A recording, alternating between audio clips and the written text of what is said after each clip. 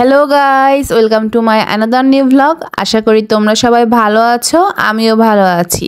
তো এই ভিডিওটার ছোট্ট একটা রিল তো আমি অলরেডি শেয়ার করেছি, তোমরা দেখেছোই। তো আমি সকালবেলা ঘুম থেকে উঠে চলে গিয়েছিলাম ড্রিম টাচ বিউটি পার্লারে। ওদের পার্লারের লোকেশন হলো কাপুরিয়া পট্টি আল্লারদান বস্ত্রালয়ের একদম পাশে। আর দেখো, এদিন লাইফে ফার্স্ট টাইম আমি চোখে লেন্স পরেছিলাম। আমি এর আগে কখনো চোখে লেন্স পরি নাই। লেন্স পরতে আমার খুব ভয় লাগতো, তো আমাকে দিবা আপু সুন্দর করে এই লেন্সগুলো পরিয়ে দিয়েছিল। তারপর আমার মেকআপ শুরু হয়ে যায়। তো প্রথমে ওরা আমার মেকআপ ফেসটা ক্লিন করে নেয়, তারপর একে একে প্রাইমার ময়শ্চারাইজার সবকিছু ইউজ করে নিয়ে আমার ভুরুটা আর্ট করে নিচ্ছিল এখন দিবা আপু, তোমরা দেখতেই পাচ্ছ। আর আমি তো চোখ বন্ধ করেছিলাম, তখন দেখতে পাই নাই, বাট পরে যখন ভিডিওটা দেখলাম, দেখো কত সুন্দর হয়েছে না। আমার দুটো ভুরুটাই অনেক সুন্দরভাবে আর্ট করে নিয়েছে আপু। এইবার আপু চোখের যে ভুরু আছে তার উপর দিয়ে নিচ দিয়ে কনসিলার অ্যাপ্লাই করে নিচ্ছিল। আমি যে রাত্রেবেলা জায়গায় জায়গায় এমন ডার্ক সার্কেল ফেলাইছি চেহারাতে বলার মতন নয়। আমার মতন এরকম অভ্যাস যদি কারো থাকে রাত জাগার, অবশ্যই এই অভ্যাস ত্যাগ করো। রাত জাগা শরীরের জন্য খুবই ক্ষতিকর। আর এখন আমার ফেসে আপু এই কালার কনসিলারটা অ্যাপ্লাই করে নিচ্ছিল, কালার কারেক্টরটা আর কি। দেন আপু ফাউন্ডেশন অ্যাপ্লাই করে নিয়ে সুন্দরভাবে সেটা ব্লেন্ড করছিল। আর তোমাদের মধ্যে কেউ কি আছো যারা চোখে লেন্স ইউজ করো আর কি?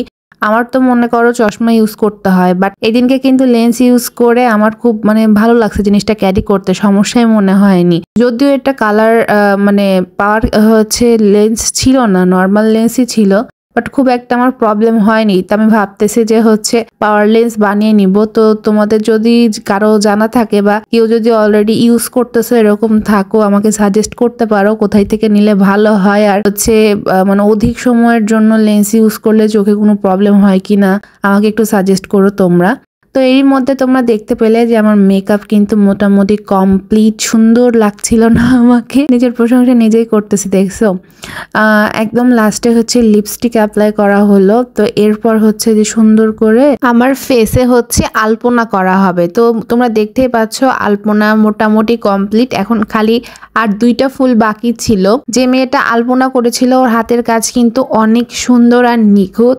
ও খুব সুন্দর করে পান পাতার উপরও আলপনা করেছিল, আবার আমার ফেসে তো আলপনা করেছে, প্লাস হাতে আলপনা করেছিল। ওর কাজ অনেক ভালো ছিল। তো এখন আমার ফেস মেকআপ কমপ্লিট হওয়ার পর এখন আমার হাতে আর পায়ে আলতা দেওয়া হবে আর আলপনা করা হবে। তো এই জন্য হাতে আলপনা যেহেতু করা হবে, আগে আমাকে চুড়িগুলো পরিয়ে দেওয়া হচ্ছিল যাতে আলপনা করতে সুবিধা হয়। আর আলপনা করে যদি চুড়ি পরতে লাগতাম তাহলে হয়তো ওগুলো উঠে যাইতো বা নষ্ট হয়ে যেত, যে কারণে এই চুড়িগুলো আমি আগেই পরে নিচ্ছিলাম।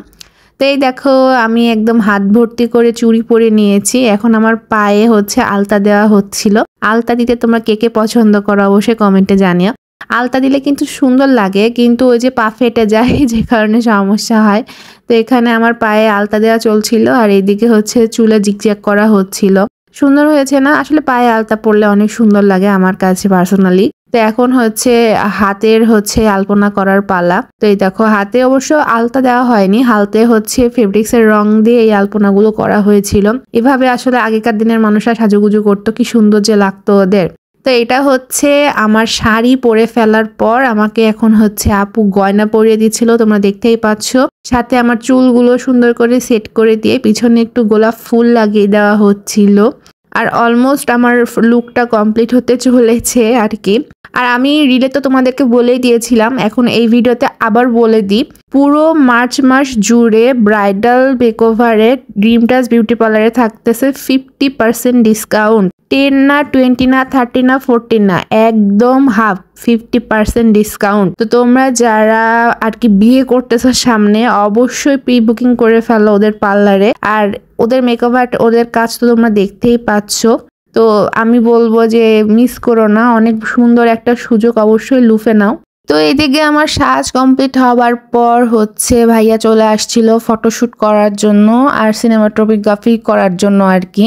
তো এখানেই দেখো আমি বউ সেজে রেডি, আমার ছবি তোলা হচ্ছিল। আর আর কি বলবো, তোমরাই বলো আমার লুকটা কেমন হয়েছিল ওই দিন। আমার কাছে তো পার্সোনালি আমার লুকটা অনেক পছন্দ হয়েছিল সব কিছু মিলে।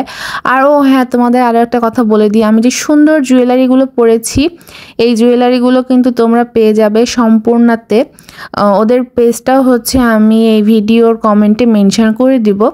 ওদের লোকেশনটা হচ্ছে আর কি পিলখানা মনে হয় ধরা যায়, বা বাজারের শুরুতেই, তোমরা অনেকেই চিনে থাকবে। আমি ওদের পেজের নামটা মেনশন করে দিব, সেই পেজে তোমরা নক করলে ডিটেলসগুলো পেয়ে যাবে। তো এই তো এখন ফটোশ্যুট চলছিল, এগুলোরই ছোট ছোট কিছু ক্লিপ নেওয়া হয়েছিল আর কি। রুমে ছবি তোলা শেষ করে আমরা বাইরেও গিয়েছিলাম পাশেই কিছু ছবি তোলার জন্য। দেন সবকিছু শেষ করে যখন রুমে আসি, এই দেখো মিররে আমি একটু ভিডিও নিচ্ছিলাম আমার আউটফিটের। সুন্দর হয়েছিল না? সাদা আর লাল একসাথে মিক্স করে পরা হয়েছিল, একটু ডিফারেন্ট টাইপের আর কি। আর হচ্ছে এই তো সব কিছু মিলায় আমার ভিডিওটা আজকে এখানেই শেষ। তোমরা সবাই ভালো থেকো, ছবিগুলো আসলে আমি তোমাদের সাথে শেয়ার করব। আজকের মতন টাটা।